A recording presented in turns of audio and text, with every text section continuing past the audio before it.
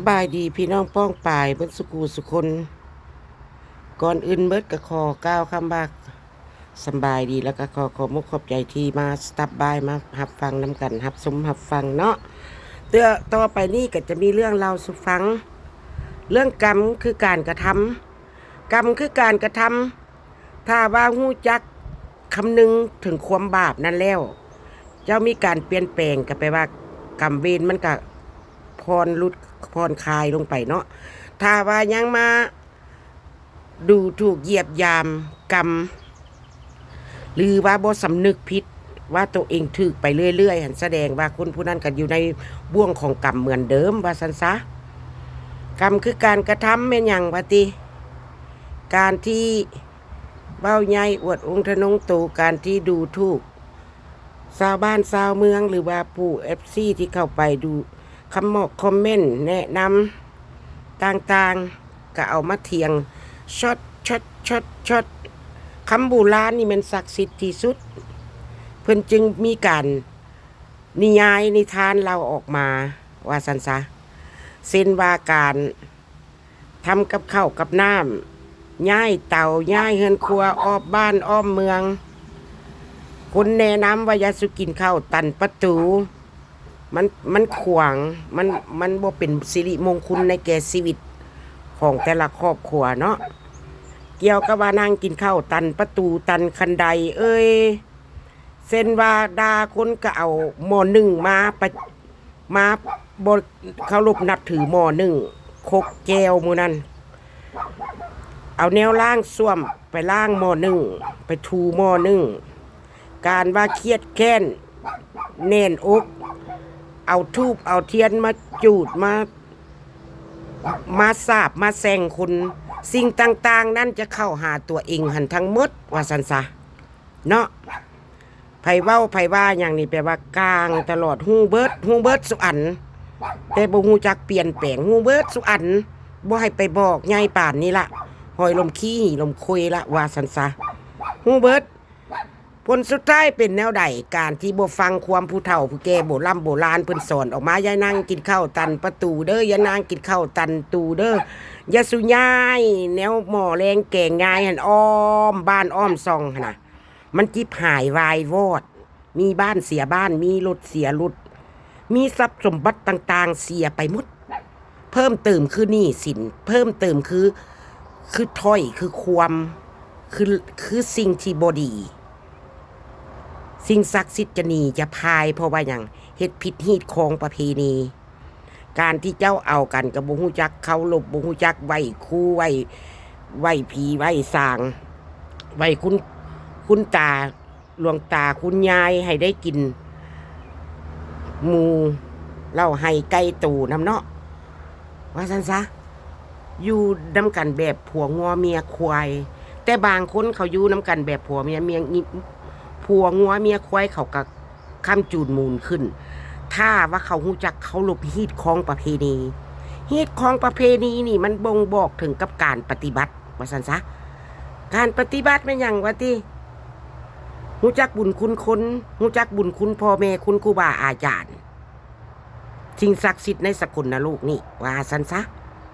อันนี้บ่ฮู้จักความเก่งยำพีสร้างนางให้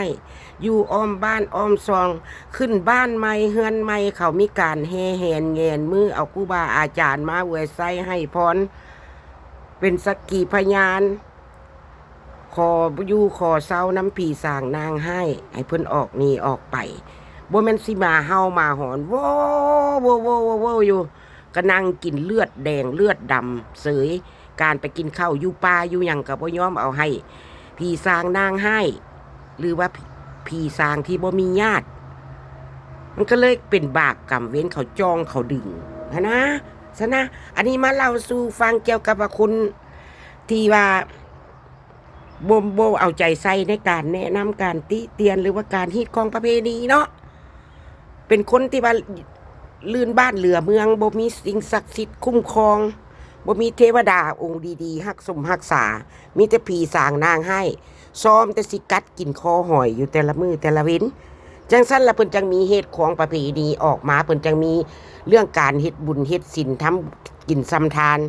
เจ้าได้เจ้าหังเจ้ามีเจ้าร่ำเจ้ารวยมีคนหักคนแพงเจ้าก็ต้อ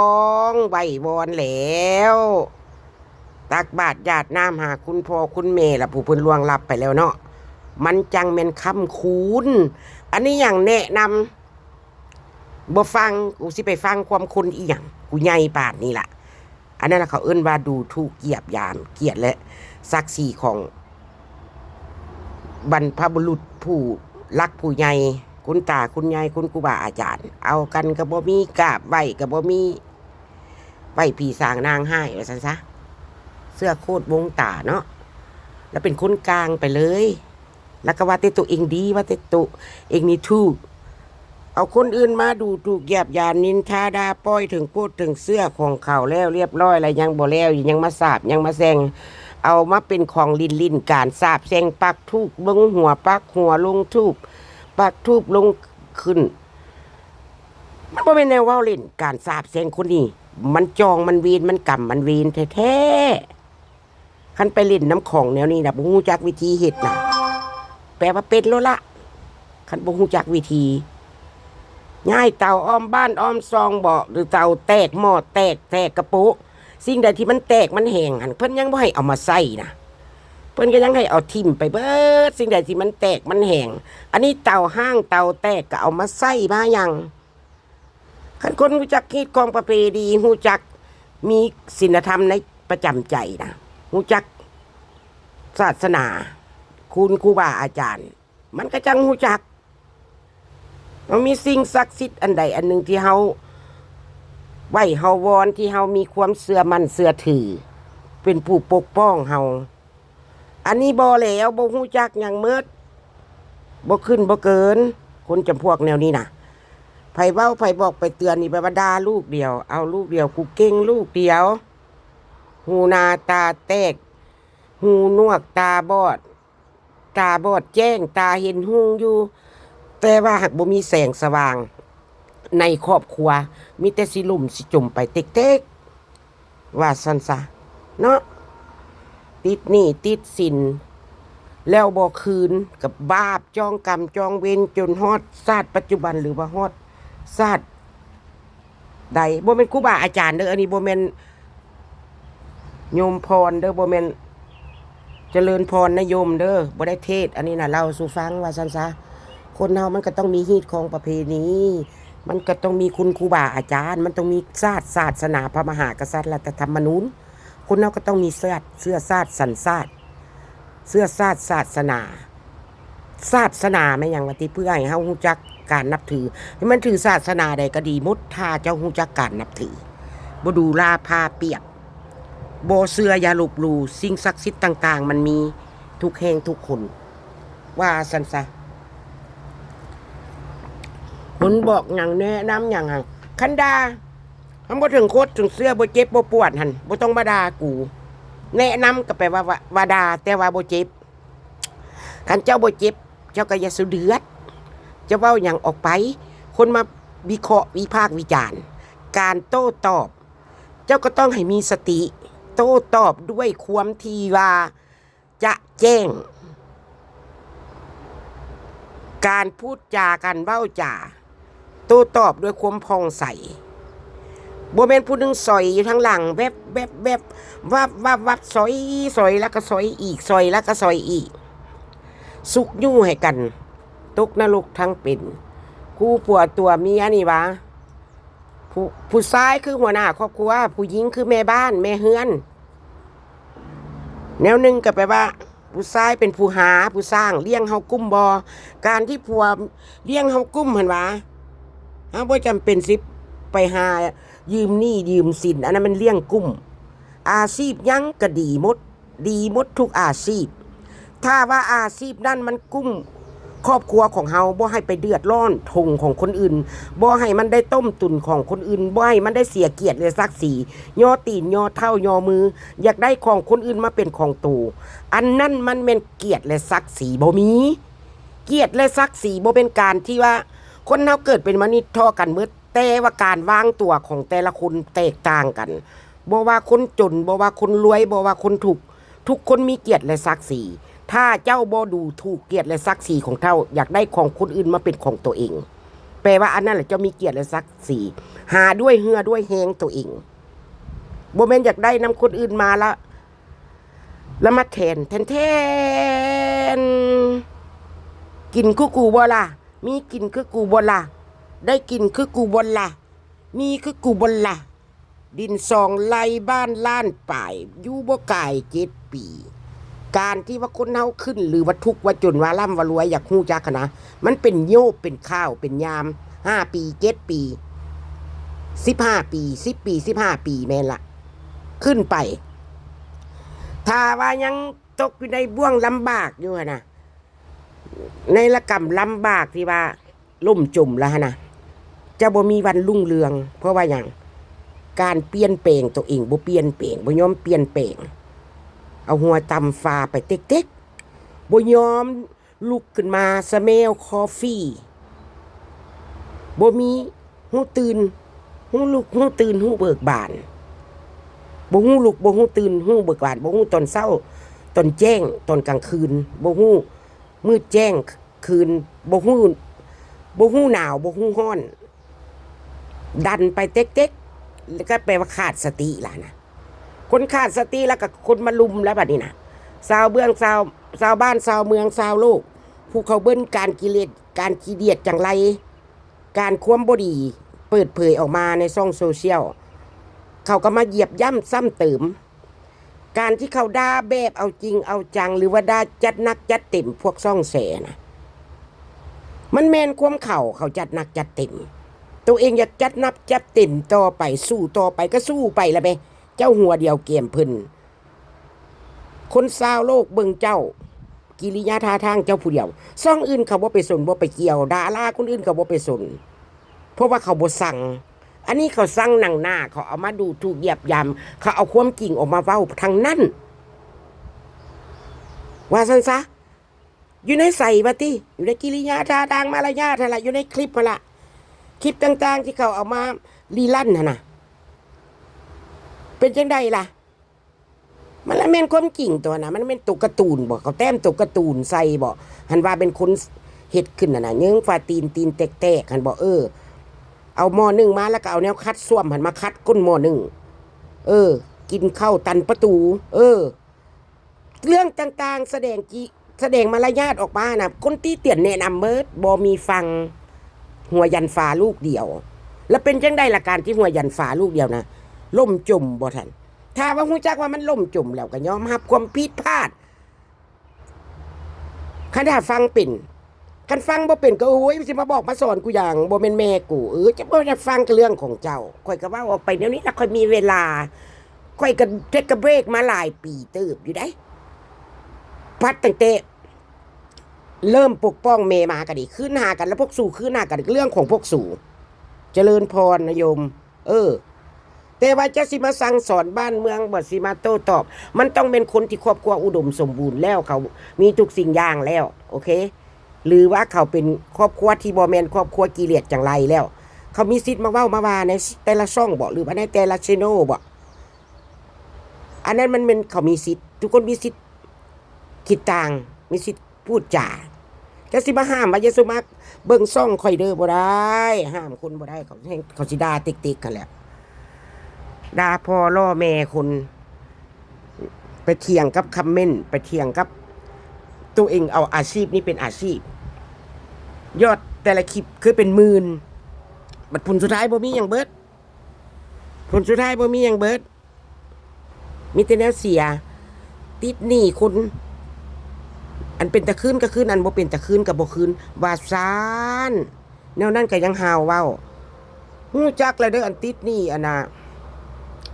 สาวอุดรแม่ลูก3อ่ะนะเอาไปเอามาคิดพ่อสิเป็นครอบครัวเสพนัวครัวอีนางทิพย์นี่แหละสาข่อยคิดเด้อเสพนัวครัวอีนางทิพย์นี่แหละเบิ่งทรงสาวคนสวยผู้นั้นก็เบาแม็กเบานั่นน่ะสองผัวเมียรูปรอหั่นเมียก็คุ้นสวยๆนะลูกก็น่าฮักเพราะว่าการเลี้ยงเกลือของเขาเอาใจใส่เอาเขาสร้างเขาออกมาแล้วเขาก็เอาใจใส่แต่ละครอบครัวไผก็เอาใจใส่เด็กเบิดสุคนเด็กมันจังบ่มีความ เก่งเก่งกว่าการพูดจาการเว้าจาการยิ้มแย้มแจ่มใสมันบ่แม่นได้ยินแต่เรื่องปัญหาต่างๆของครอบครัวของพ่อของแม่ทั้งตบทั้งตีทั้งให้ทั้งทังทั้งยากกระซากด่าคนแล้วเอาเด็กน้อยมาอ้อมข้างอ้อมแอวเด็กผู้เขาที่ฮับบ่ได้ในด้านสุกมุกสู่โคกเขาก็ฮับบ่ได้ว่าซั่นซะเนาะโมเมนต์ตัวเองสิมาหัวเยาะเย้ยทุกคือหัวเหือดเฮาต้องเบิ่งฐานะเฮาว่าฐานะของเฮาหั่นกิริยาท่าทางมารยาทของเฮามันเฮ็ดไปมันเป็นสิ่งที่ดีต่อสังคมบ่มันเป็นแนวซัวให้ต่อสังคมตัวน่ะออกมาโต้มาตอบมาเถียงมาด่ามาเว้าน่ะมีหยังเจริญขึ้นล่ะฮะมีแต่แนวชิบหายไปเต็กๆเอาอาชีพ YouTube เป็นอาชีพเดียวเป็นอาชีพโดดเดียวบ่มีแถมบ่มีอาชีพเพิ่มบ่ค้าขายง่ายมือกินบ่ค่านั่นค่านี่มีแต่หัวบ่มีหัวการค้ามีแต่หัวการขอการต้มการยั่วอยากยืมเงินคนอยากได้เงินคนนี่พอนกพอกาบพอไว้บัดได้มาละอยากคืนก็สิคืนบ่อยากคืนก็บ่คืนว่าซั่นโอ้บาปนาซามันโพดไอ้หัวหน้าครอบครัวก็เป็นหันว่าผู้ชายที่ว่ามึงเว้าออกมาว่าจะเป็นผู้เลี้ยงเกลือมึงได้น่ะกูเห็นแต่มึงหันได้น่ะไปกั้นไปหาอยู่หากินทำกับผมกับข้าวให้มันกินน่ะอันนั้นมันว่าเวิร์คฮาร์ดอันนั้นว่าทำงานที่ว่ามักที่ว่าชอบที่ว่าเป็นงานเงินคืองานคือเงินคันเงินคืองานคือเงินนั่นน่ะมันบ่ล่มจมดอกโอเคอาชีพใดถ้าว่ามันบ่อุดมสมบูรณ์ในครอบครัวเขาก็ต้องค้นคว้าใหม่หาเพิ่มหาเติมมาเว้าเรื่องว่าอาชีพนี้อาชีพหลักเป็นอาชีพนี้อาชีพหลักเงินคืองานคือเงินบ่เป็นหนี้ท่วมโลกเด้อมันบ่ไปหาเสียเกียรติและศักดิ์ศรีไปหายืมหาต้มหาตุนคนเด้อกับผู้นึงอีกแต่กี้อยู่บ่อกุ้งหั่นเนาะครูฮักครูนึงก็ซื้อตุนกันน้องน้ำหอมบ่หันก็ยืมเงินเขาคือกันเด้อหั่นเด้ออันนี้ก็ได้นะเอาบ่ใส่เขาหั่นน่ะเนาะความลับมันบ่มีในโลกมีมื้อหนึ่งวันหนึ่งความลับมันก็จะถูกเปิดเผยความจริงคือความจริงอันนี้ล่ะเขาจึงว่าความจริงทั้งนั้นความจริงล้วนบ่แม่นว่าโอ้เรื่องผ่านมาแล้วเป็นหยังมาเว้าใหม่ปัจจุบันนี้ใส่ใจคอยังคือเก่ายังเหมือนเดิมเพิ่มเติมเป็นหนี้เป็นสินตื่มเตะกนเก่าอีกการเทียงเขาช็อตล่มจมย้อนหยังเสียค่าก้อนค่าสารเสียค่าเขาใหม่ปากปั๊บใหม่ย้อนการเหตุการณ์ทำอย่างนั้นเรียกซื้อเรียกเสียงเขาวันนี้มันยังสิไปเต็กๆอีกได้นี่ยังสิมีอีกอยู่นี่นะถือตบอยู่โต๊ะสารหันกับพอแห้งละถือเขาไปบุกอยู่บ้านหันกับพอแห้งละหันยังมาหัวควรเยาะเย้ยเขาอีกบ่ละอายการตัวเองบ่อายแล้วเนาะคนเอามันหนังเหนียวหนังหยาบมันด้านมันมึนมันทึนบ่ว่าอันดีอันว่าซัวบ่ฮู้แยกอันใดดีอันใดซัวฮู้ตั้งแต่ตอบโต้ลูกเดียวว่าซั่นซะคนอื่นเป็นทั่วบ้านทั่วเมืองเด็กพิเศษหรือเด็กบ่พิเศษเขาก็เอาลูกเอาเต้าเขาไปปิ้นไปผัวอันนั้นสู้อยากปิ้นอยากปัวก็เรื่องสู่บ่อยากปิ้นอยากปัวก็อนาคตของลูกสู่ดอกว่าเพราะว่าสู่วันบ่สิบ่อยู่นำลูกสู่ฮอดตลอดชีวิตดอกเนาะสู่คิดว่าสู่ให้ครัวอาชีพของเขาว่าน่ะมีความรู้ในตัวเขาเอาตัวเขารอดหรือว่าสิเอาตัวอย่างแบบพวกสู่เองแล้วเฮ็ดเป็นบ้าเป็นหลัวเป็นมะร้องงองง่อยเพื่อความให้คนอีดูตนสงสารเอามาหาอยู่หากินอันนั้นมันก็เป็นไปเหตุการณ์นึงอีกเลี้ยงคนดีให้เป็นผีบ้านะเพื่อความสงสารหันแต่บ่คิดถึงอนาคตทางหน้าได้บัดตัวเองเฒ่าตัวเองแก่สิอุ้มสิแล่นน้ำก้นไปดึงสิ้นดึงอย่างนั้นก็มันเงิงขาขึ้นได้ตุ๊บหีมันเป๊ะได้บัดมันใหญ่มาน่ะสิบ่ได้มัดโซ่ใส่ไว้ว่ะ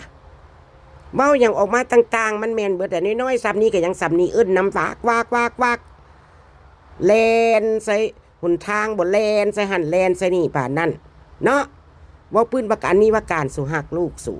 คันสู่หักลูกสู่ก็ต้องเอาใจใส่ลูกสู่แต่ว่าสู่บ่เอาใจใส่เรื่องสู่ดอกว่ากูบ่ได้บอกออกมาว่ามึงต้องเฮ็ดแบบคือกูเว้าเด้อ มึงต้องทำแบบคือกูเว้ากูก็ออกมาเว้าไปซื่อๆนี่แล้วตามสไตล์ยายสอนนี่แล้วเพราะว่าฟังมากระโดนล่ะเด้ละไปกระโดนล่ะบัดเขาเอาคลิปต่างๆที่ดีลันออกมาน่ะมันส่งเขาออกมาเหยียบย่ำซ้ำเติมมันทุกสิ่งอย่างที่เขาเว้าก้าวเล่าวหรือว่าเว้าแบบจะหนักจะติ่มมันน่ะมันเมนสุขความเขาเด้เพราะว่าคนเว้าดีๆออกไปมึงบ่ฟังเด้คันคนเว้าดีๆแนะนำออกไปบ่ต้องมาบอกบ่ต้องมาสอนกูบ่ได้มีไผไปบอกไปสอนมึงดอกมึงฟังซื่อๆมึงก็มีมงคุณในราศีในตนโตของมึงลังเทื่อมันมีอันนึงสะกิดใจได้น้อยนึงเฮ็ดให้ตัวเองดาวลงไปหรือว่าตัวเองเย็นลงไปก็ได้ก็มีสั้นเพิ่นสิให้มีครูบาอาจารย์บ่ให้หำให้เฮียนให้ฟังเทศฟังธรรมบ่เพื่อพรคลายจิตใจบักหูดสามานของเฮาความก้าวร้าวความหู้เบิดสุอันสุแนวลงมาสั้นก็สิมีกฎระเบียบกฎหมายเขาสิมีกฎหมายเขาสิมีกฎแห่งกรรมเขาสิมีกฎธรรมะธรรมะบ่ลังก็บ่แม่นเฮาสิไปเป็นบวชอยู่ในพระธุดงค์ดอกแต่ว่าเฮาฟังแน่มันก็ฮู้จักตัวเองเฮ็ดผิดพลาดผ่านมาก็ให้มาสำนึกคืนฮู้แล้วตาวพะโลบ่หรือว่าคันคนมันบ่ฮู้ซะแท้มันต่างหากเด้อันนั้นฮู้แล้วตาวพะโลคนฮู้แล้วตาวพะโลอยากเอาชนะคนมันบ่ชนะดอกมันเสียแต่บ่ทันได้อ้าปากเถียงพุ่นมันเสียแต่บ่ทันได้อ้าปากมาเฮ็ดแสดงกิริยาท่าทางมารยาทพุ่นเพราะว่าตัวเองล่มจมเลยล่มจมเพราะแฮงล่ะเนาะว่าซั่นซะอันนี้ก็ตัวเองเอื้อมเปื้อมมีอุดมสมบูรณ์อยู่แล้วหั่นเอ้ยจุ้ยเสยแล้วไผสิเว้าหยังก็บ่วันบ่เคืองแล้วเอ้าบัดนี้ตัวเองทุกข์คือห่วงเฮือดนี่อยู่น่ะยังยอมือเพราะว่ากินแซ่บ2ถุงก็มาอ้างว่าขอทานได้ล่ะน่ะมันอันนั้นล่ะเกียรติและศักดิ์ศรีมันอยู่ในตัวนั้นล่ะมึงฮู้จักละบ่บัดนี้อยากเข้าใจอยู่ว่าทุกคนมันมีเกียรติและศักดิ์ศรีแต่ปัญหาว่าจะสิรักษาเกียรติและศักดิ์ศรีของเจ้าไว้ได้บ่คนบ่งอมืองอเท้าหรือว่าบ่ไปหาป้นถุงคนน่ะป้นถุงคนนั่นหมายความว่าอย่างอยากได้คนอยากได้ยืมแล้วบ่คืนอันนั้นล่ะเขาเอิ้นต้มตุนเขาเอิ้นตัวต้มหลอกลวงสแกมเมอร์18มงกุฎยืมแล้วบ่ยอมคืนยืมแล้วคือได้ล่าผู้เพิ่นมีผู้ใหญ่ใจดีคันเพิ่นให้เพิ่นเว้าเพิ่นว่าหยังก็เอามาเถียงคืนบ่อยากได้ไปฟ้องเอากินขี้ออกเบิดแล้วมันก็บ่ควรที่สิเว้าหั่นน่ะเอ้าอันนั้นว่าคนบ่เนรคุณผู้มีพระคุณน่ะอันนั้นล่ะเขาจัดอยู่ในจำพวกว่าคุณบ่ฮู้จักความคนเนรคุณคนสร้างเพียงหัวมันลุงเพียงตีนมันบ่ขึ้นบ่เกินฉะนั้นเพิ่นจึงให้ว่าเป็นหยังให้ฮู้จักบุญคุณคนเด้อการบุญคุณคนบ่จำเป็นแต่ว่าเป็นก้อนเงินก้อนคำให้เพิ่นแนะนำให้ในสิ่งดีๆของเฮามันก็จัดอยู่ในภูมิมีพระคุณล่ะนะคันมาสะกิดใจเฮาน้อยๆนึงให้เฮาเป็นคนดีนะอันนั้นก็เป็นบุญคุณอันนึงล่ะในด้านบอกสอนหรือในด้านธรรมะยกตัวอย่างเฮาฟังธรรมะธรรมทานล่ะนะการที่คนฟังธรรมะดีๆแล้วเขาเผยแพร่ออกไปมันก็แบบเผยแพร่ความดีความจบออกไปล่ะนั่นน่ะก็เพิ่นก็มีพระคุณน่ะบ่จำเป็นแต่ว่าผู้ใดเอาเงินให้แล้วจังสิว่ามีพระคุณหรือว่าต้มตุนเพิ่นได้ยืมเงินคนได้แล้วบ่คืนนั่นเขาบ่เอิ้นว่าอันนั้นเขาเอิ้นว่าเนรคุณคนอันนั้นน่ะเขาเอิ้นว่าเอาบาปมาคล้องคอต้มตุนหลอกลวงจะซื้อเอาหัวส้นฝ่าแม่เป็นจังไดล่ะแนะนำอย่ากินข้าวตันคันใดเด้ออย่ากินข้าวตันประตูเด้อเป็นจังไดล่ะดูถูกฮีตของประเพณีฮีตของประเพณีซั่นเพิ่นสิมีไว้ซั่นเพิ่นสิมีคำตักเตือนอย่าย้า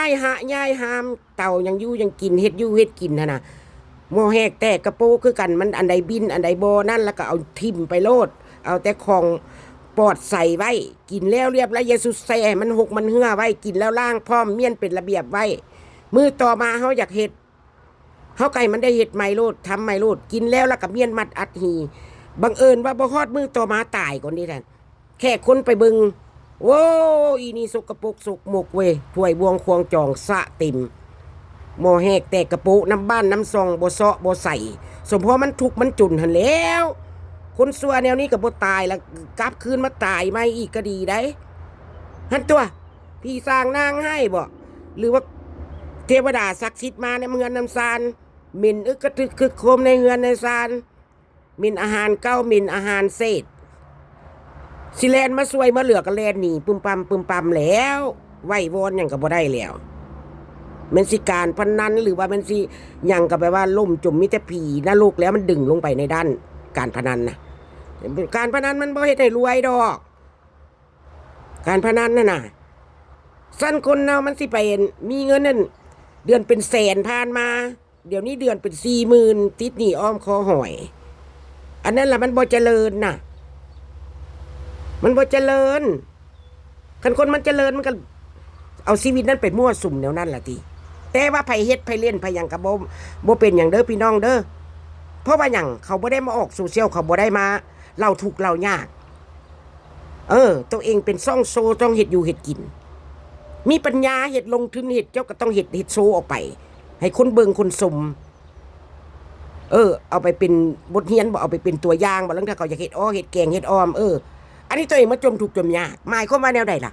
การที่เจ้าเฮ็ดยังอยู่กินเจ้าบ่มีอยู่มีกินจะมาจมทุกข์จมยากแปลว่าหยังหั่นน่ะเขาก็เอิ้นว่าจัดอยู่ในขอทานเขาบ่มาจมทุกข์จมยากแนวนั้นดอกคนเบิ่งคนชมพี่เพิ่นฮู้เองว่าไผเป็นแนวใดน่ะอันบ่มีปัญญาซื้ออันเน็ตซื้อหยังใส่เฮ็ดคลิปก็บ่ต้องเฮ็ดมีปัญญาเฮ็ดเขาก็จังเฮ็ดวีซ่าอาชีพแต่ละแนวนี่มีการลงทุนผู้ไปทำงานของจังหวัดก็ลงทุนตื่นแต่เช้าแต่เสียวค่าน้ำมูกน้ำมันค่ารถค่าลาไปบางคนก็ขับรถตัวเองไปใส่น้ำมันตัวเองเป็นอาชีพส่วนโตอาชีพ YouTube แต่ก็ต้องลงทุนมีไวฟอกมี Wi-Fi แล้วจะสิเอามาจมเมียงว่าบ่มีเงินบ่มีคำคันเจ้าบ่มีทุนก็แสดงว่าเจ้ากิฟต์อัพในอาชีพนี้แล้วหมายความว่ายกเลิกแล้วเพราะว่าบ่มีทุนการมาจมบ่มีนั่นบ่มีนี่นะหมายความว่ายังคันบ่อยากได้ความสวยเหลือคันบ่อยากขอคือคักๆใดผู้เพิ่นอยากให้ผู้เพิ่นอยากทานผู้เพิ่นใจบุญนั่นเพิ่นอยากให้ดอกคันเพิ่นอยากให้ออกมาด่าคนช็อตอยู่แนวนี้วะมีแต่คนหูหน้าตาแตกกันละไปซวยคนที่ว่าฮู้ว่ามีความผิดเอาความถูกใจบ่เอาความถูกต้องกูนี่วะเอาความถูกต้องเด้อกูบ่เอาความถูกใจนำคนเด้อฮู้ว่าคนสิตกนรกอยู่หั่นกูบ่แล่นลงนำก้นได้แต่พอดึงขึ้นได้ก็ดึงขึ้นสวยแต่ว่ายังบืนลงเต๊กๆก็ตีนยันลงพ่อมันติ ขออนุญาตเด้อชาว FC ที่น่าฮักทั้งหลายทานผู้มีเกียรติทั้งหลายว่าซั่นซะเนาะจังซี่ฮู้ว่าน้ำสิท่วมคออยู่แห่งแล่นลงเหวเต๊กๆคนทั้งหลายน้ำสิท่วมคอละบืนขึ้นมาตั้งใจใหม่ว่าโอ้เป็นแนวใดเนาะสิแล่นลงไปน้ำหน้ามันว่าคันมันจะฆ่าตัวเองตายตุยอันก็เอาไปเลยอันนี้ล่ะเขาเอิ้นว่าตุยทั้งเป็นน่ะครอบครัวตุยทั้งเป็นหัวหน้าครอบครัวบ่เป็นหัวหน้าครอบครัวแม่เฮือนบ่เป็นแม่เฮือนซั่นเพิ่นสิเอิ้นแม่เฮือนวะเฮือน3น้ำ4ว่าซั่นซะเอาบ่อยากเว้าหลายเท่านี้ล่ะมาใหม่มีโอกาสมีเวลาดีๆก็สิมาใหม่บ่ได้เป็นพระอาจารย์ใหญ่เด้อบ่ได้เจริญพรเด้อมึงเด้อกูมีตั้งแต่ว่ากูเว้าไปตามลมตามแรงนี่ล่ะคนเพิ่นมีบุญมีวาสนาเพิ่นก็เอาไปฟังบางทีมันก็สะกิดใจเพิ่นแต่ว่าบาปนาซาโหดหั่นวะฟังความดีบ่ได้ดอกมันมักแต่ความทิพย์หายวายวอดวายปวงชีวิตบ่เจริญแจ่มใสดอกกูเบิ่งนี่นะว่าซั่นซะด่าคนไปเต็กๆโลดเด้อทุกปันหัวเฮือดปานนั้นน่ะละอายตัวเองแน่ด่าคนเมืองนอกเมืองนาบ่หรือว่าด่าชาว FC มึงสิด่าคน8ปี10ปีข้างหน้ากับมึงมีแฮงก็ด่าไปซะละล่ะเอาออกมาจัดนักจัดเต็มมันกูละว่ามัน100% correct ได้กูละว่านะชาวบ้านชาวโลกเขาก็สั่งน้ำสีปากมึงหั่นล่ะมึงด่าไปเฉพาะบุคคลอยู่แต่ว่ามันด่าออกส่วนรวมเด้เพิ่นฟังแล้วเพิ่นก็บ่มักสีนะว่าซั่นซะมึงเข้าใจอยู่บ่ล่ะบัดนี้น่ะบักฮูดสามานน่ะหน้าดำหน้าเล่หัวหน้าครอบครัวบ่เป็นหัวหน้าครอบครัวแม่เฮือนบ่เป็นแม่เฮือนเฮือน3น้ำ4บ่มีน่ะมันก็ล่มกระจมเข้าใจอยู่บ่ล่ะบัดนี้น่ะฮะคันฟังเป็นก็เข้าใจบ่ฟังเป็นแล้วมึงอยากมาเถียงมึงก็มาเถียงเด้อมึงอยากมาเถียงมึงโต้ออกมาโลดแต่กูก็เว้าไปตามสไตล์กูเองนี่ล่ะแต่ละคนมีรูปแบบและสไตล์การเว้าจาการพูดต่างกันเนาะการวิเคราะห์วิพากษ์วิจารณ์การเว้าการว่าเนาะ อันแต่ละคนมันก็คนละแบบว่าซั่นซะเขาจะมันก็ได้ผัวผู้เดียวกันล่ะเนาะแต่ว่าเขาหักฟังเป็นฟังหูไว้หูคันฟังเป็นมันก็มีผลประโยชน์มีสิริมงคลมีความเจริญก้าวหน้าหูลุกหูตื่นหูเบิกบานเขาเอิ้นว่า smell coffee เขาว่านะเอาเท่านั้นล่ะบ่อยากเว้าหลายบ๊ายบาย